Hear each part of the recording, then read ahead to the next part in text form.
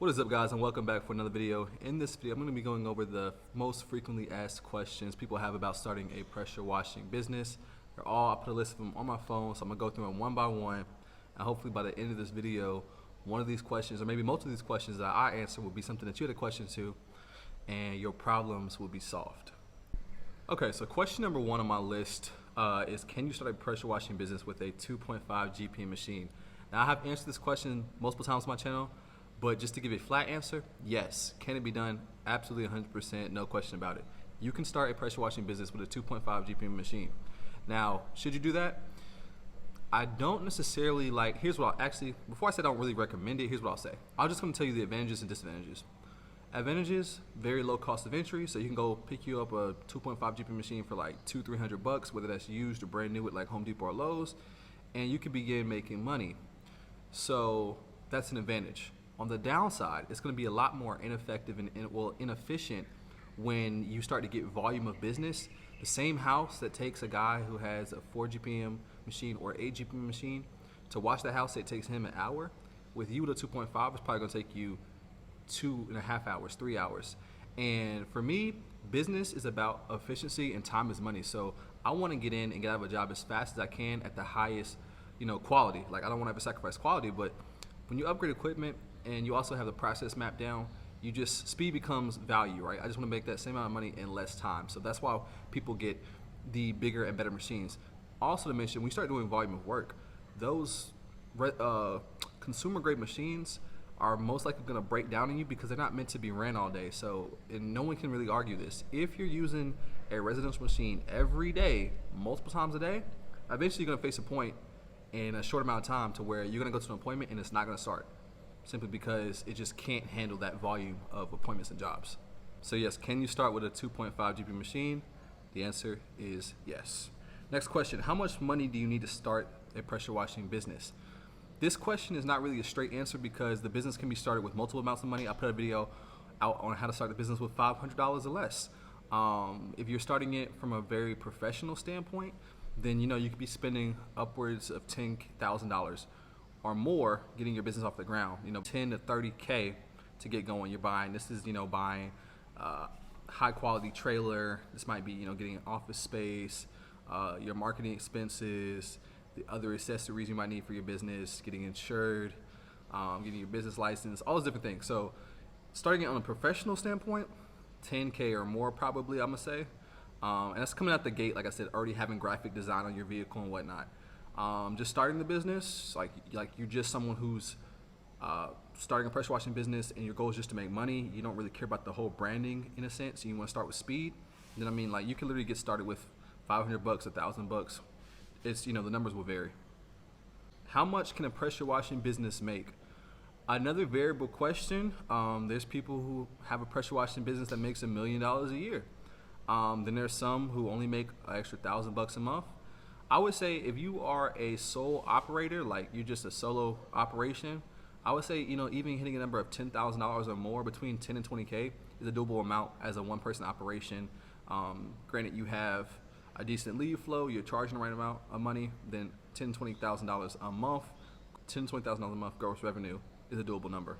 What do you use to wash a house? So the main chemical you use to wash a house is going to be SH, also known as sodium hypochlorite, also known as bleach. So if you hear those three different terms, they all pretty much mean the same thing. In the early days of YouTube, people gatekeep and didn't want to tell you what like SH or anything that stuff meant. But yeah, it's just bleach. But that being said, most people are washing with a bleach level of about 10% or more, 10 to 12.5 strength SH. That 12.5 is typically something you're only going to find at an actual pressure washing store, like pressure washing supply store, or maybe a pool supply store.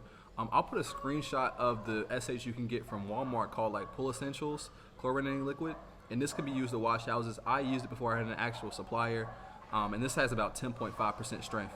And this is what you're going to use. You're going to apply it on the house using a downstream injector, X-Jet, or whatever tool you have to apply chemical. The other thing you might be using when washing the house along with SH is a surfactant, which basically just means a soap to help it stay on the siding longer and not dry as quickly. So That's another thing you might need to wash a house. There are many chemicals in this field though, so you need to get familiar with more than just bleach and surfactant, right? You're gonna need to know how to get up rust stains, red dirt, oxidation, different things. So bleach isn't your only weapon. You reach the second stories of homes from the ground. So in order to do this, you're gonna need to basically understand the difference between pressure washing and soft washing. Something I didn't know when I first started the business. Pressure washing is just literally, you put that white or green nozzle on and you're just going at it, right? You're trying to achieve cleaning through high pressure. And the reality is, when we actually wash homes, most people are soft washing, which means we're using low pressure, high GPM, so that means high flow of water, but not high pressure, right? Combined with chemicals. So in soft washing, the chemicals doing most of the work, and pressure washing, pressure is doing most of the work. So as I mentioned before, when it comes to washing the house, you're going to use bleach, surfactant, and it's going to be applied using a downstream ejector or an X-Jet. Those two tools allow you to apply the chemical from ground level, and depending on what type of machine you have, the higher the GPM, the higher you can reach, right? If you have an 8 GPM machine, you can reach 3 stories, and higher, pretty much no problem, right from the ground. So you won't need a ladder or extra equipment, which causes you to, 1, look more unprofessional, and then 2, take a lot more time washing a house. You still won't do as effective of a job as someone who understands the correct process of soft washing.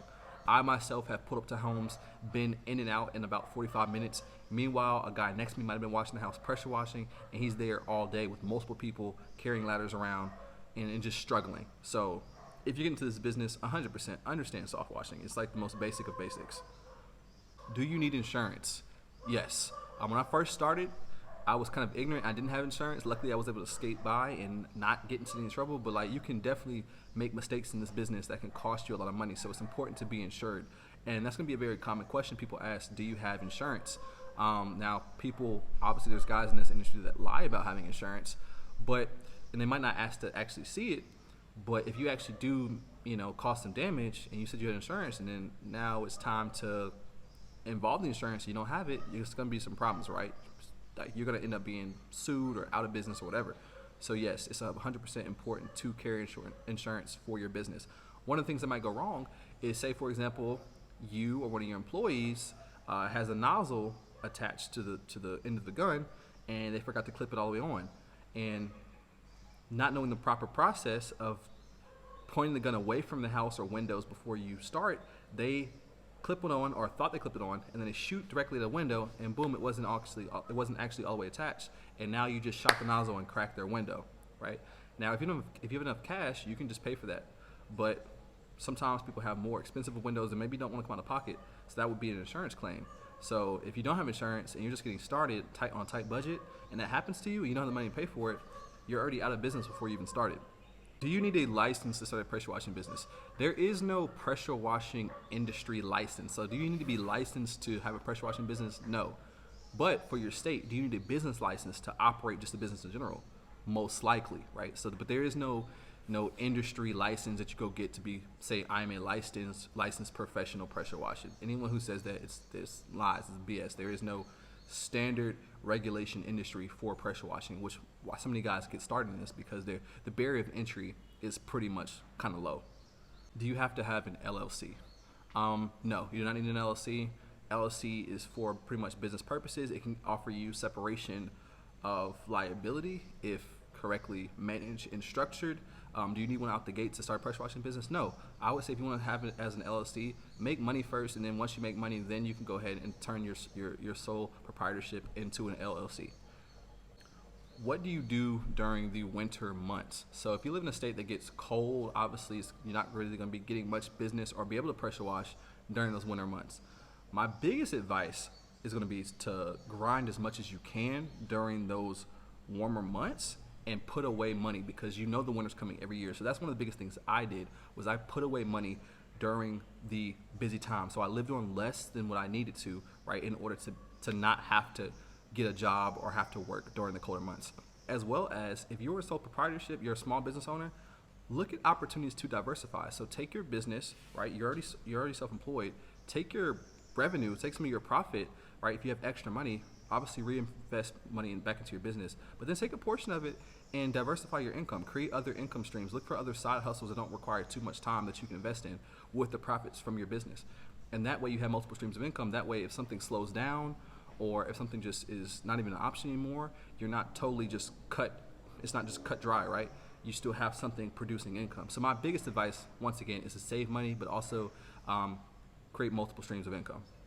And then one of the biggest questions people have is, how do you get clients? Getting clients can be done in many forms. There's boots on the ground marketing, which means that you're doing things like maybe you go to networking events, maybe you are going door to door passing out flyers, maybe you're putting out post signs around the city, or like yard signs or bandit signs, whatever name you want to go by. Maybe you're doing unsolicited quotes, which means you're going to places that look like they can use your work and just going up and writing them up free quotes for maybe now or the future. Who knows? They might say yes, right? Just be prepared to get a lot of no's before you get a yes when it comes to boots on the ground marketing. But if you're just starting this business, there's only one of two things you should be doing. Either you're out working or you're out marketing if you want to generate revenue. One of the pieces of advice I gave in one of my more recent videos is also to turn it into a content business. So you can now get paid from obviously just people viewing your video. So if you don't have any business, go out and do some free work, make a YouTube video out of it, right? Viral videos like pressure washing people's driveways for free. Also get the content, upload to YouTube. Eventually you get enough views and subscribers, you can get monetized. So you can get paid from just actually the video itself. That becomes an asset that can pay you for however long it gets views. You also turn that job into a review, before and after pictures and content. So now you have something you can use to go market to other people in the future. So if I was brand new, I would go to a neighborhood and be like, create the type of videos like, oh, I went and pressure washed this elder person's driveway for free, just for example. And while you're doing that, you might get some eyeballs from the neighbors. So do this like on the weekend when people are home. And so you're doing this one person's house for free. You're getting content out of it and a review. But the neighbor doesn't know that. So the neighbor sees you out here just working. They're like, oh, how much do you charge? And that's when, boom, you turn that free job into a sale, and you go close that customer, and maybe some of their neighbors get reviews and get referrals. The other thing is going to be on the digital side of things is going to be running things like Facebook ads. Maybe you're on the Nextdoor app, getting people to recommend your business on the Nextdoor app. That's a great way to get business, as well as initially using some of these lead services. I don't really recommend Angie's List or Home Advisor, but I will say that one of the ones that can work for you or may work for you is Thumbtack. Now the key with Thumbtack is to be the first person that contacts the customer. So as soon as you get that lead in, you want to be the first person to make contact.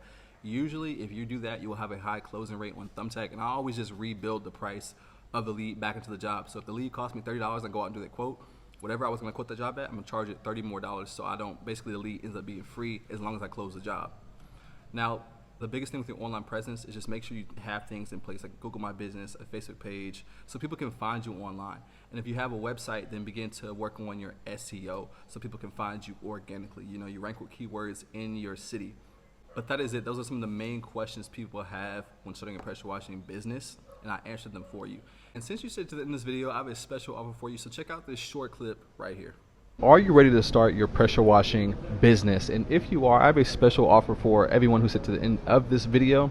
I am the creator of sixfigurepressurewashing.com, so you may or may not know that, but that is a resource I created a few years back, basically dedicated to help beginners get started in the pressure washing industry, and have access to organized step-by-step information. Because starting this business can be a bit confusing. I struggled for a while because there's so many things I just didn't know about this industry. And so as a result, I wanted to put something together that could, help other people and help people achieve success faster. So what I'm going to do for you guys is, if you're interested in getting started, here is the website right here, sixfigurepressurewashing.com. This is the full course, and so I'm gonna go scroll through this really quickly so you guys can see what's kind of included. So the intro section, you got the ebook, in this whole section right here, setting up your business. We're just gonna run through this really quickly. Choosing your rig, full exterior cleaning series. So we got the full exterior cleaning series right here. I'm on the next page, so you guys see all these different lessons that you'll learn inside of the course. We got operations, so like how to manage and run your business. In the last section, we go over marketing leads, and then the Facebook Ads Mastery course is also included here, so you'll learn how to run ads on Facebook with this training. So not only that though, I don't just want to offer you access to that, but that also includes pretty much everything on this page. So before and after Google Drive. So if you guys need photos for your business, you can use this, include it with this. You'll get both of these ebooks, so the wood restoration ebook, the simple guide to launch your own pressure washing ebook. You get a 1-hour strategy session with me. You get the Facebook ad course. Obviously, you'll get the full Pressure Washing Academy, which includes this pressure washing chemical guide. Yeah, and so if you were to buy all these things separately on the website, it would easily cost you over $500. But that's not it, though. I got one more thing I want to give you guys as well. So this right here is a template I built. So I use it building I put my own business name in here, but this is just a template. So this template right here is for obviously for a pressure washing website, right? This template is included completely for free in the offer that I'm about to make to you guys. So you're probably wondering right now, okay, like all these different things, but like how much is it gonna cost, right? So you get this website, you click this little button right here. We got the pop-up quote form. So this website can be customized to your own business. So put your logo, change all the information, obviously your colors and whatnot, completely custom for you. But so website, access to the course, 1-hour Zoom training, the ebooks, the Google Drive. I am going to give you guys access to everything you just seen, valued over $500.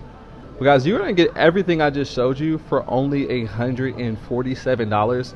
I really love what I do. I really enjoy teaching people. I've taught over 350 students now have enrolled in my training. I've done countless Zoom calls with people, and I've gotten great feedback. People told me it's been very helpful for them getting started, answer a lot of their questions.